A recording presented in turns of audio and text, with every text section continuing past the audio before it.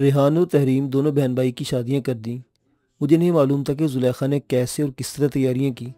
مجھے تو بس پیسے دینے سے کام تھا، مگر ایک کام اس نے بڑا عجیب کیا۔ اس نے اپنی خریداری کی فہرست میں فرحان کو بھی شامل رکھا۔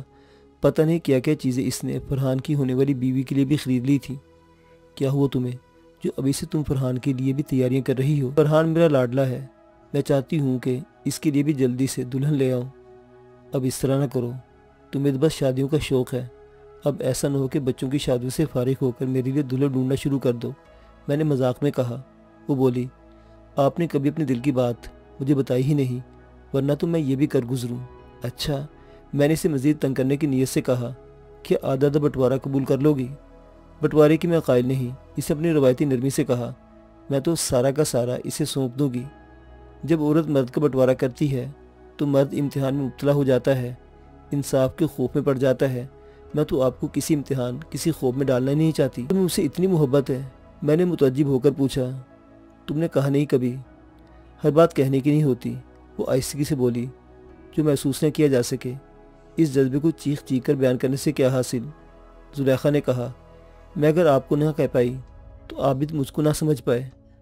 میں ہکا بکا اسے دیکھتا رہ گیا۔ یہ وہ زلیخا تو نہ تھی جو میرے ساتھ رہتی تھی، یہ تو کوئی اور ہی زلیخا تھی، نئی نئی سی، مگر میں نے تو اس کے کو بھی سوچا نہیں تھا۔ میرے ساتھ جسمانی طور پر زلیخا اور جذباتی طور پر آج بھی زبیدہ ہی رہتی تھی، زوبی رہتی تھی۔ یہ میں کہاں الجھا ہوا تھا؟ میں نے ادھر ادھر دیکھا، کمرہ خالی تھا، زلیخا باہر جا چکی تھی اور کمرہ صرف میرے خالی وجود سے بھرا ہوا تھا۔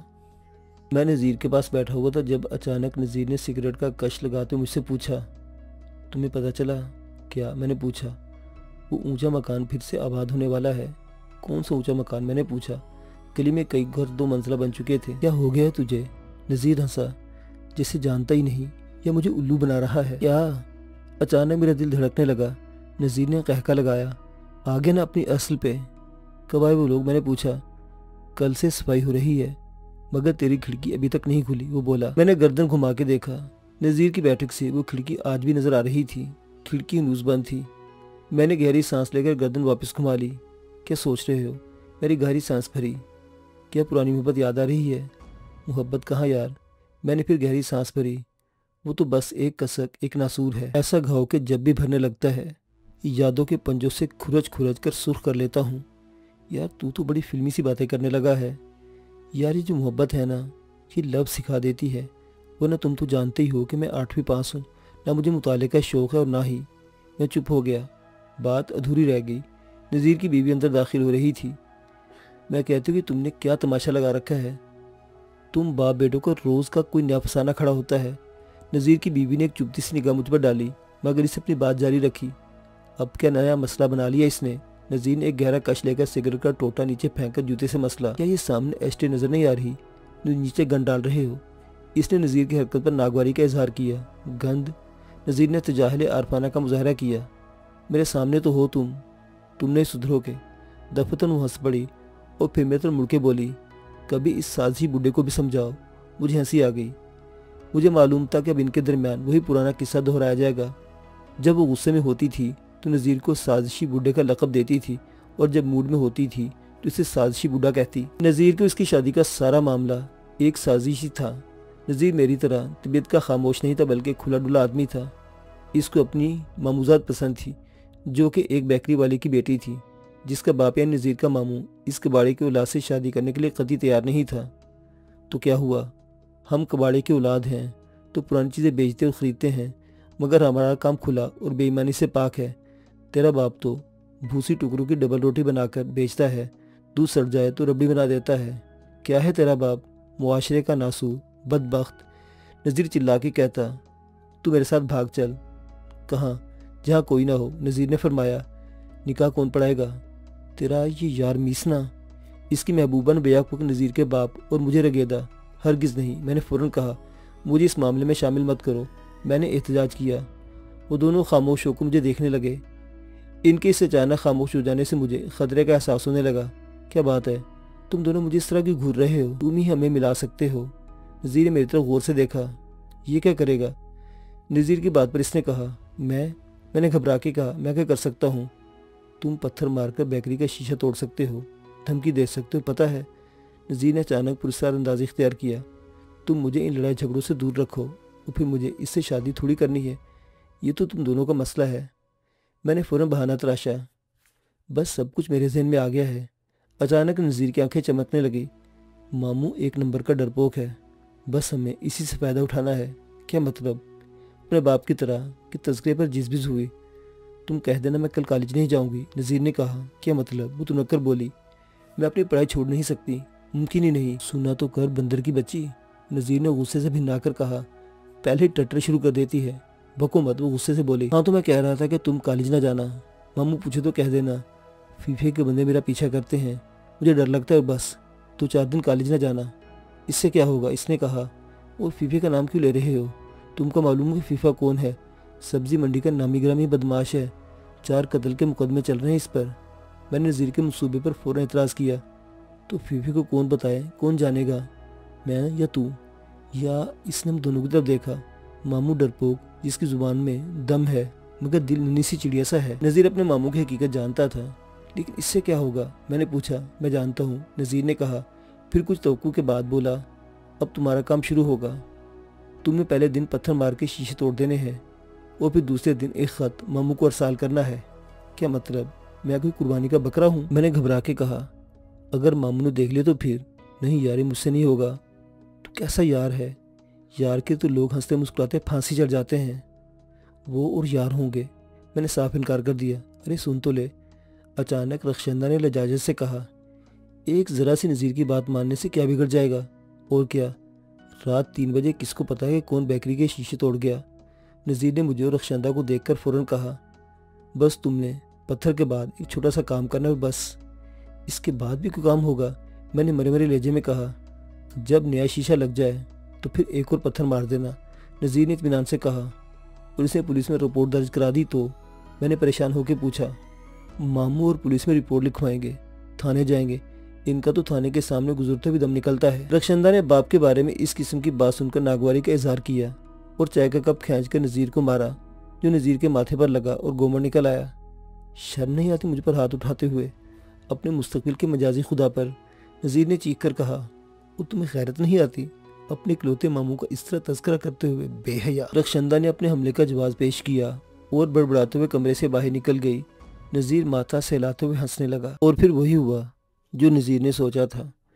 رخشندہ نے دوسرے دن کالج سے آ کے اپنا بیگ بیڈ پر پھینکا اور چیخ چیخ کر رونے لگی۔ ماں سراسیمہ اس کے پاس آئی۔ رخشندہ نے کہا، آج مجھے فیقے کے گنڈوں نے چھیڑا ہے۔ کیا؟ ماں کا منہ کھلا کا کھلا رہ گیا۔ کب؟ کیسے؟ کس طرح؟ اس نے ہونکو کی طرح پوچھا۔ کل میرے ساتھ چلنا اور دیکھ لینا، رخشندہ روتے ہوئے چلا کے بولی۔ میں کیوں جاؤں؟ رخشندہ کی ماں نے خوفزدہ ہو کر کہا، بس کل سے تمہارا کالج جانا بند۔ اسی وقت گھر میں ہنگامی کانفرنس منعقد ہوئی۔ رخشندہ کے باپ سراج نے کہا، دیکھو بیٹی، اس کا کیا ہے، وہ گنڈا ہے، قاتل ہے، دشمنوں کو چینٹو کی طرح مسل دیتا ہے، تو کیا میں اس کے ڈر سے کالج چھوڑ دوں؟ کل کہیں گے دنیا چھوڑ دو۔ رخشندہ نے غصے سے کہا، کیا واہی تباہی بک رہی ہو؟ ماں نے اسے ڈانٹا۔ میں ہی بری ہوں نا، سب کا مجھ پر ہی بس چلتا ہے۔ رخشندہ نے رونا شروع کر دیا۔ رخشندہ کی ماں نے کلس کے کہا، میں تو کہتی ہوں لڑکی کے ہاتھ پیلے کرو، اپنے شوہر کی ذمہ داری بنے، ہماری جان چھوڑے، رشتے ملتے کہاں ہیں؟ رخشندہ کے باپ نے کہا، اب تمہیں نظر نہیں آ رہا تو میں کیا کروں؟ کب سے رشتہ مانگ رہا ہے نذیر کی ماں؟ وہ منحوس صورت حرام! رخشندہ کے باپ نے غصے میں کہا، میں مر جاؤں گا مگر اس کباڑیے کی اولاد کو اپنی بیٹی نہ دوں گا۔ منحوس سارا دن کچرے میں گھسا رہتا ہے، عید بقرعید کوئی دن ہے جس نے کباڑ خانے سے باہر گزارا ہو؟ تم جانو تمہارا کام۔ رخشندہ کی ماں نے تنک کے کہا، کل کلا کو کچھ ہو گیا تو سر پر ہاتھ رکھ کے رونا، کچھ نہیں ہوگا۔ رخشندہ کے باپ نے کہا اور پیر پٹکتا ہوا کمرے سے نکل گیا۔ دوسرے دن رخشندہ کالج نہیں گئی۔ رات کو 3 بجے کے قریب میں نے ایک زوردار پتھر بیکری کے شیشے پر دے مارا، جہاں بلب کی روشنی میں ڈبل روٹی، کیک اور پیسٹری چمک رہی تھی۔ شیشہ ایک زوردار چھناکے سے اندر جا کے گرا اور کرچی کرچی ہو گیا۔ رخشندہ کے باپ نے کچھ ہی دن پہلے یہ شیشہ لگوایا تھا۔ شیشہ توڑ کر میں نے جا کر رخشندہ کے گھر کا دروازہ کھٹکھٹایا۔ سبھی کو معلوم تھا کہ میں رات میں منڈی میں نکلتا ہوں، لہٰذا اس میں کوئی حیرت کی بات نہیں تھی۔ دروازہ رخشندہ کے بھائی نے کھولا۔ اس کی آنکھیں چندیائی ہوئی تھیں اور چہرہ غصے سے بھرا ہوا۔ واضح طور پر وہ میری زوردار دستکوں کے باعث گہری نیند سے بیدار ہوا تھا۔ کیا بات ہے؟ اس نے مجھے دیکھ کر حیرت سے پوچھا۔ تمہارے ابا کہاں ہیں؟ میں نے پوچھا۔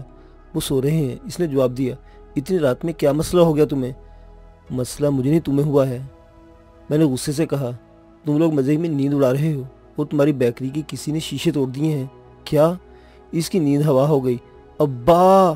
اس نے چیخ کر کہا، بیکری میں ڈاکہ پڑ گیا ہے، جلدی اٹھو۔ ذرا کی ذرا میں پورا گھر اٹھ بیٹھا۔ رخشندہ کے دونوں بھائی، رخشندہ اس کا باپ، دونوں دروازے میں جمع ہو گئے۔ کس نے ڈاکہ ڈالا؟ رخشندہ کے باپ نے کہا اور مجھے مشکوک نگاہوں سے دیکھا۔ مجھے کیا پتا، میں نے تو بیکری کا شیشہ ٹوٹا ہوا دیکھا تو بتا دیا۔ میں نے دیکھا کہ رخشندہ نے عقب سے اپنی ماں کے کان میں کچھ سرگوشی کی۔ رخشندہ کی ماں نے میاں سے کہا، ارے وہی ہوں گے لفنگے بدماش، فیقے کے ساتھی، بیکری کو لوٹ کر لے گئے۔ مجھے ہنسی آنے لگی مگر میں نے بڑی مشکل سے ضبط کیا۔ رخشندہ کی ماں کے انکشاف نے رخشندہ کے باپ کا چہرہ زرد کر دیا۔ ہو نہ ہو انہی کی کارروائی ہے۔ رخشندہ کی ماں نے اپنے خدشات کا اظہار کیا۔ آج کالج نہیں بھیجا تو انہوں نے انتقامی کارروائی کر ڈالی۔ میں تو کہتا ہوں کہ یہ محلہ چھوڑ کے ہم نوابشاہ چلتے ہیں۔ پاگل ہو گئی ہو کیا؟ رخشندہ کے ابا نے درمیان میں ایک ناقابل اشاعت گالی فٹ کی۔ میں نے کہا، سارا قصہ یہیں کھڑے کھڑے نمٹاؤ گے یا بیکری کی خبر لوگے؟ چلو۔ رخشندہ کا بڑا بھائی کمبل لپیٹے باہر نکلا۔ دیکھتا ہوں کہ معاملہ کیا ہے۔ رخشندہ کے ابا غصے میں تھے اور ڈر بھی رہے تھے۔ مجھے ان کی حالت کو پہلی مرتبہ دیکھنے کا اتفاق ہوا تھا، جس پر نذیر نے کہا تھا کہ ماموں تو ڈرپوک ہیں۔ اس وقت مجھے اندازہ نہیں تھا کہ واقعتاً اتنے چھوٹے دل کے ہیں۔ تم بھی ہمارے ساتھ چلو۔ رخشندہ کے باپ نے میرا بازو پکڑا۔ میں کیا کروں گا جا کے؟ یہ تو تم لوگوں کا مسئلہ ہے، میں نے کہا۔ میں نے دیکھا تو آگے بتا دیا۔ محلے داری کا حق تھا، ادا کر دیا۔ تم نذیر کے دوست ہونا، رخشندہ کے بڑے بھائی نے کہا۔ وہ ہمارا ماموداد ہے، بھائی ہے، تم بھی ہمارے بھائی ہوئے، ذرا دیر میں چلے جانا۔ اس کا سانولا چہرہ مزید سانولا ہو گیا تھا۔ مجھے ہنسی تو بہت آئی۔ یہ وہی تھا جو کہ ہمیشہ ہماری ٹو میں لگا رہتا تھا، اور اس نے کبھی ہم سے ایک محلے میں رہتے ہوئے سیدھے منہ بات نہیں کی تھی۔ بیکری کی وجہ سے اس کا رویہ دوسروں سے بڑی حد تک والا ہوتا تھا۔ میں دل میں خوب مزے لے رہا تھا۔ ہم بیکری تک پہنچے تو ایک بلی اور ایک کتا اندر موجود تھے۔ رخشندہ کے باپ نے زیر لب ایک ناقابل اشاعت گالی کا اجرا فرماتے ہوئے تالا کھولا اور اندر کی لائٹیں جلائی۔ سامنے ہی بڑا سا پتھر پڑا ہوا تھا جس سے میں نے شیشہ توڑا تھا، اور قریب یہ کاغذ پڑا تھا۔ یہ کیا ہے؟ رخشندہ کے بھائی نے وہ کاغذ اٹھایا اور بلب کی روشنی میں کھولا۔ اس پر ٹیڑھے میڑھے لفظوں میں لکھا تھا، کب تک اندر رکھو گے؟ ہم اٹھا کے لے جائیں گے۔ تحریر سے لگ رہا تھا جیسے کسی بچے کی لکھائی ہو۔ یہ کیا ہے ابا؟ رخشندہ کے بڑے بھائی نے سوال کیا، مگر اس سے پہلے کہ وہ کچھ مزید کہتا دھپ کی آواز آئی۔ تم سب چونک کر دیکھا۔ رخشندہ کا باپ گھبرا کے فرش پر گر کے بے ہوش ہو گیا تھا۔ اس کارروائی کا نتیجہ آئندہ 2 دن میں سامنے آ گیا، جب نذیر کا نگاہ رخشندہ سے فقط شربت کے گلاس پر ہو گیا اور بیکری میں شیشوں کی جگہ پہلے کی طرح شٹر لگ گئے۔ یہ تھی وہ سازش جس کی وجہ سے رخشندہ ہم دونوں کو سازشی کہتی تھی۔ حالانکہ اس سازش کو تو اندرون خانہ ہوا دینے میں پوری کی پوری شامل تھی، مگر اس سب کے باوجود اس کو کھڑکی والے معاملے کی ہوا تک نہیں لگی تھی۔ بقول نذیر کے، یار تیرے معاملے کو میں کیسے کسی کو بتا سکتا ہوں؟ تو دوست ہے، تیری ہر بات امانت ہے۔ ایک بار پھر میری راتوں کی نیند اچاٹ ہو گئی۔ میں نے آہستگی سے زلیخا کی طرف دیکھا، وہ گہری نیند سو رہی تھی۔ میں دھیمے سے بنا آواز پیدا کیے اٹھا اور اپنی الماری کو آہستہ سے کھولا۔ سب سے نچلے حصے میں وہ ڈبہ رکھا ہوا تھا جس سے میری تنہائیاں آباد تھیں۔ یہ وہی ڈبہ جو مجھے زبیدہ میری زوبی نے مجھے تحفے میں دے گئی تھی، جس میں سیمسن ڈیلائلا کی کہانی اور اس کی چوٹی رکھی ہوئی تھی، وہی چوٹی جس کی خوشبو آج بھی برقرار تھی۔ میں نے احتیاط سے کپڑا ہٹایا اور ڈبہ کھولا۔ کتاب بھی ویسے ہی رکھی تھی اور اس پر رکھی ہوئی چوٹی کی رنگت بھی ویسی ہی تھی جیسے برسوں پہلے تھی، یوں جیسے اس پر وقت ٹھہرا ہوا تھا۔ گزرتے وقت کے ساتھ ساتھ یادیں مر کیوں نہیں جاتی، بوڑھی ہو کر ذہن سے اتر کیوں نہیں جاتی؟ میں نے دھیمے سے کہا، بہت آہستگی سے چوٹی کو اپنی انگلیوں سے چھوا، آنکھیں بند کر کے بولا، تمہارے بال کتنے خوبصورت ہیں۔ زوبی ہنسی۔ یہ جملہ تم ہزاروں بار کہہ چکے ہو، اور کیا کہوں؟ میں نے جذب کے عالم میں کہا۔ تم نے مجھے جاتے ہوئے لفظ دیے کہاں تو تم بولتے کچھ کہتے۔ اس کی آواز میں ویسی نرمی تھی۔ کچھ کہوں گا تو تم پھر وہی کرو گی، میں نے کہا۔ کیا کروں گی؟ وہ شوخی سے بولی۔ اپنا منہ چھپا کے دروازے کو کھلا چھوڑ کر بھاگ جاؤ گی؟ وہ ہنسنے لگی، پھر اس طرح منہ چھپا کے اندر بھاگ گئی۔ میں اس دن کی طرح ابھی تک دروازے میں کھڑا تھا۔ اچانک زلیخا نے نیند میں کروٹ لی اور میرے تکیے کو اپنے قریب کھینچا اور اس پر ہاتھ رکھ کر پھر سو گئی۔ میں نے آہستہ سے ڈبہ بند کیا، الماری کے نچلے خانے میں رکھا اور الماری کا پٹ دھیرے سے بند کر کے اپنے بیڈ پر آ گیا اور سر کے نیچے ہاتھ رکھ کر چھت کو گھورنے لگا۔ پتہ نہیں یہ کیسا چور ہے جو دل میں گھس کے بکل مار کے بیٹھ جائے تو نکلنے کا نام نہیں لیتا۔ کیوں انسان اتنا بے بس اور بزدل ہے کہ اپنے ہی اندر چھپے چور کو باہر نکال نہیں پاتا؟ وہ سارے سوالات دماغ کے گنبد میں چکرانے لگے۔ وہ سارے سوال سوالی بن کر دل کے دروازے کے باہر لائن لگا کے بیٹھ گئے۔ کاش ہم اپنے چور کو نکال سکتے اور پوچھ سکتے، کیا کرتے رہتے ہو؟ हमेशा क्यों बेचैन करते हो हमको? मगर कोई जवाब कहीं से नहीं मिलता। जलती आंखें छत को घूरते घूरते मौन जाती हैं। ऐसे में बस एक ही देवी है जो शांति देती है, तसल्ली देती है और अपनी नर्म दबीज रेशमी थपथपाहट से आंखें बंद कर देती है, दिमाग को मुअत्तल कर देती है, हिस्सियात को सुन कर देती है। मेहरबान देवी, नींद की देवी। बरसों की आदत थी, रात चाहे कितनी ही देर में सोने के लिए लेटूं, आंख अपने वक्त पर 3 साढ़े 3 बजे खुल जाती थी। मेरे उठते जैसे कोई लाशूरी दस्तक से जुलेखा भी बेदार हो जाती थी। मेरे लिए नाश्ता बनाती, चाय तैयार करती और मुझे बिल्कुल इसी तरह रुखसत करती जैसे अब्बा को अम्मा रुखसत करती थी। फ़र्क सिर्फ इतना था कि अम्मा साथ साथ बातें करती जाती थी और जुलेखा चुपचाप काम किए जाती। बस इसकी चूड़ियों की खनखनाहट बोलती रहती थी, मैं यहाँ हूँ, मैं ये कर रही हूँ, बस नाश्ता ला रही हूँ। मैं हस्बे मामूल घर से निकला। गली नीम अंधेरे में डूबी हुई थी। जुबैदा के घर के आगे से गुजरते मैंने देखा। जुबैदा का घर अंधेरे में डूबा हुआ था। मैं हमेशा की तरह से देखता हुआ गुजर गया। शायद वो लोग अभी तक मुंतकिल नहीं हुए थे। मंडी में खासी तेज़ी थी। हमारी मिल्की प्याज की फसल कुछ ख़राब हो गई थी और कुछ बैरून मुल्क भेजे जाने के सबब प्याज की किल्लत थी। मुझे अंदाज़ा था कि ऐसा होगा। मेरा बरसों का तजर्बा कुछ मामलात की बू पहले ही सूंघ लेता था। जो प्याज महीने भर पहले दुकानदार 30 रुपये किलो बेच रहे थे, अब वो मंडी में आड़त के रेट थे और बाहर प्याज 80 से 110 रुपये किलो के दरमियान बिक रही थी। मेरे पास प्याज की अच्छी खासी मिकदार थी। मेरे गोदाम में 4-5 हज़ार बोरियाँ मौजूद थी। मैं मंडी पहुंचा तो मालूम हुआ कि हिंदुस्तान से 15 दिनों में प्याज की सप्लाई बहाल होने वाली है, जिसके नतीजे में प्याज की कीमत गिरेगी। 2000 बोरियां आज लाजमी निकाल दो, मैंने असलम से कहा। मगर अभी तो नई फसल आने में 2 महीने हैं।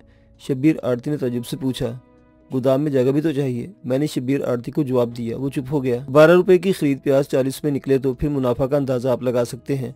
मसला सिर्फ कारोबारी सूझबूझ का होता है। मैंने चाय मंगवाई और बन के साथ पीने लगा। सुबह के 9 बज रहे थे।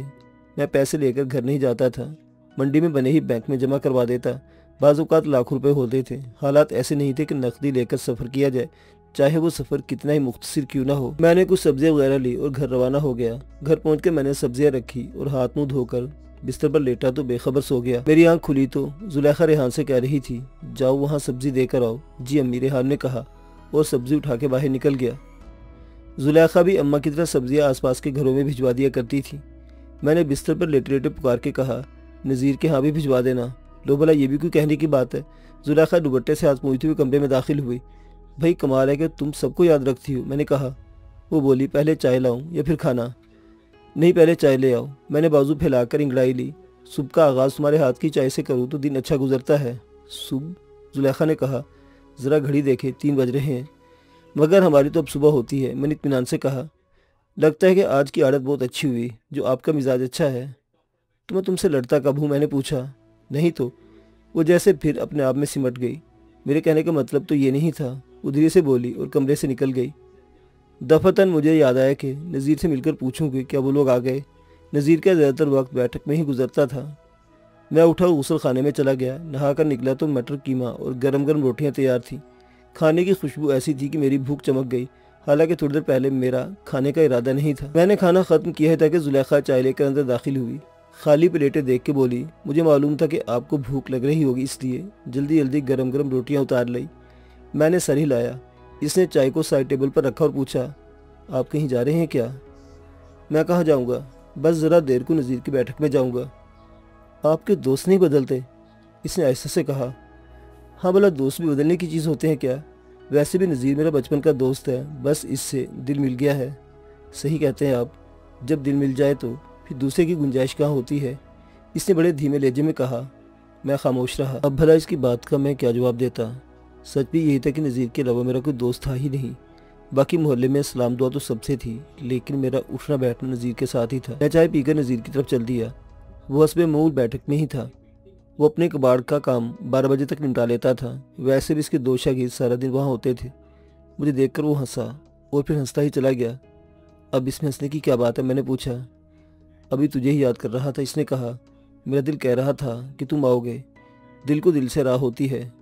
नहीं, जहाँ चाह होती है वहाँ राह होती है, वो बोला। आज भी घर में सफाई का काम हो रहा है। एक बहुत बूढ़ी सी कल्लो माई अंदर बाहर आती जाती है। बाकी तो कोई नजर नहीं आता। नज़ीर ने रिपोर्ट दी। मैंने तो कुछ पूछा ही नहीं। अच्छा, नज़ीर ने हैरत से कहा। चलो, तुमने पूछा नहीं, मैंने बताया ही नहीं और आगे भी नहीं बताऊंगा। کیونکہ بھلا تمہیں کیا دلچسپی، وہ بولا اور پھر ہنسنے لگا۔ میں خجل سا ہو گیا۔ نذیر نے غور سے میرا چہرہ دیکھا اور کہنے لگا، یار تو ذرا بھی نہیں بدلا، 60 برس کا ہو رہا ہے اور آج بھی اس کے ذکر سے تیرے گالوں پر لالی دوڑ جاتی ہے، عجیب مرد ہے تو، اس نے کہا، پھر ذرا ٹھہر کے بولا، نہیں یار، آج کے تناظر میں جملہ درست کر لوں، عجیب بڈھا ہے تو۔ وہ پھر ہنسنے لگا۔ مجھے بھی ہنسی آ گئی۔ میں نے کہا، مجھ سے زیادہ بڈھے تو تم ہو، مجھ سے 2-4 سال بڑے ہو، میں تو 57 کا ہوں، تم 62 کے سٹھائے ہوئے بڈھے۔ میں نے کہا اور پھر خاموش ہو گیا۔ ہم دونوں ایک دوسرے کی طرف دیکھا اور پھر ہنسنے لگے۔ یار جب میں چھوٹا تھا تو ابا سے کہتا تھا کہ ابا تم اتنے برسوں سے ایسی جگہ رہ رہ کر تھک نہیں جاتے، اکتا نہیں جاتے؟ تب وہ بڑے پیار سے کہتے تھے، نذیر بیٹا، جب تو ہماری عمر کو پہنچے گا تو تجھے بھی پتہ نہیں چلے گا کہ بچوں کی دیکھ بھال میں، پالنے پوسنے میں وقت کیسے دن رات کو گلا دیتا ہے۔ جیسے میرے ماہو سال گزر گئے ویسے ایک دن تم بھی سوچو گے، ہائے اتنا وقت کیسے گزر گیا۔ سچ کہتے تھے چاچا جی، میں نے کہا، میں بھی آج سوچتا ہوں کہ ابھی کل ہی کی بات تھی، میں ابا کے ساتھ منہ دھیرے موٹر سائیکل پر سبزی منڈی جاتا تھا اور اب دیکھو راستے وہی رہے، مگر ہم دن رات کی ریس میں پس گئے۔ ہاں یار، نذیر نے میرے گھٹنے پر ہاتھ مارا، بس ایک چیز نہیں بدلی، رخشندہ مجھے آج بھی پہلے جیسی دکھتی ہے، ویسے ہی شوخ، شریر، چلبلی، جملے باز۔ کتنے خوش قسمت ہو، تمہیں وہ مل گئی جس کو تم نے چاہا۔ یار زلیخا بھابھی بھی بہت اچھی ہے، نذیر نے کہا۔ ہاں اس میں کوئی شک کیا، میں نے جواب دیا، لیکن نہ ملنے کی کسک اور طلب شاید تعلق کو مضبوط کر جاتی ہے، نہ کوئی وعدہ، نہ کوئی تسلی، نہ قول، نہ قرار، بس دل کے سادے کاغذ پر اپنا نام ایسا لکھ گئی کہ مٹانا چاہوں تو بھی نہیں مٹ سکتا۔ اچانک کسی نے بیٹھک کے پٹ کو تھپ تھپایا۔ میں نے اور نذیر نے چونک کر بیک وقت دیکھا۔ وہاں ایک گہری سانولی رنگت کی عورت کھڑی ہماری طرف دیکھ رہی تھی۔ کیا بات ہے، میں نے پوچھا۔ میں وہاں سے آئی ہوں، اس نے انگلی سے اشارے سے کھڑکی والے مکان کی طرف اشارہ کیا۔ اچھا، میں نے دھڑکتے ہوئے دل سے کہا، کیا بات ہے؟ وہ گھر کی بتی جلتے ہوئے اچانک بند ہو گئی ہے، گھر پر کوئی نہیں، اکیلا گھر ہے، کوئی لڑکا ہے تو بھیج دو، ذرا بلب دیکھ لے، فیوز تو نہیں ہو گیا، یا کسی دکان سے بجلی والوں کو بلا دیں، مجھے یہاں دکانوں کا پتہ نہیں۔ جاؤ تم دیکھ لو، نذیر نے مجھ سے کہا۔ میرے گھٹنوں میں تو درد ہے، چلو۔ میں اٹھ کر کھڑا ہوا، وہ میرے آگے آگے چل پڑی۔ میں اس کے پیچھے پیچھے گھر جا پہنچا۔ برسوں بعد، شاید صدیوں کے بعد، میں نے اس کھلے دروازے میں قدم رکھا جس کو ایک بار اپنے ہاتھوں سے بند کر کے گیا تھا۔ بیرونی دروازے کے ساتھ ہی چھوٹی سی ڈیوڑی بنی ہوئی تھی جس میں بجلی کا میٹر لگا ہوا تھا اور اس کے ساتھ ہی سرکٹ بریکر لگے ہوئے تھے۔ میں نے قریب جا کے دیکھا، ایک بریکر آف ہو گیا تھا۔ میں نے اس کو آن کر دیا، ڈیوڑی میں لگا بلب بھی روشن ہو گیا۔ بھائی تم تو بڑے کاریگر ہو، اس نے کہا، ذرا اندر کے بلب بھی چیک کر لو، سب جلتے ہیں نہیں؟ بجلی والے تو لگا گئے تھے، اور ہاں فریج کا تار بھی لگا دو، مجھے بجلی سے ڈر لگتا ہے، وہ لوگ تو کل آئیں گے۔ بڑی بھی بہت باتونی تھی، بولے جا رہی تھی۔ اندر سے ان کے ایک طرف سیڑھیاں اوپر جا رہی تھی جس کے ساتھ وہ کمرہ تھا جس میں کھڑکی باہر کھلتی تھی۔ نیچے 3 کمرے تھے جن میں کافی سارا سامان بندھا ہوا رکھا تھا۔ ایک بڑا سا جہازی سائز فریزر بھی رکھا ہوا تھا۔ اسی کو آن کرنا ہے، میں نے پوچھا۔ ہاں، بڑی بی نے کہا۔ پلگ فریزر کے اوپر ہی پڑا ہوا تھا۔ میں نے فریزر کے پیچھے لگے ساکٹ میں پلگ لگا دیا۔